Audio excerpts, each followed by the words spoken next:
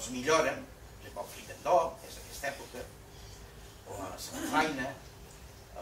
els cargols fets en costella de porc, o el conill amb all i oli, però aquests plats els refinen, els fan d'una forma, diguem, més elaborada, que s'assembla molt a l'actual, perquè és la forma en què la fan normalment als restaurants. Per tant, és una escudella de carn d'olla, però esclar, no com aquesta que explica als pobres, que era una escudella de carn d'olla que tenia 4 classes de carn, imagineu-vos, molt diferent. I aquesta burgesia s'acostuma també a menjar a l'estil francès, perquè apareixen els primers restaurants, pròpiament restaurants, o que entrem avui per un restaurant, de la península Ibèrica, a Barcelona. Aquests restaurants són propietat de francesos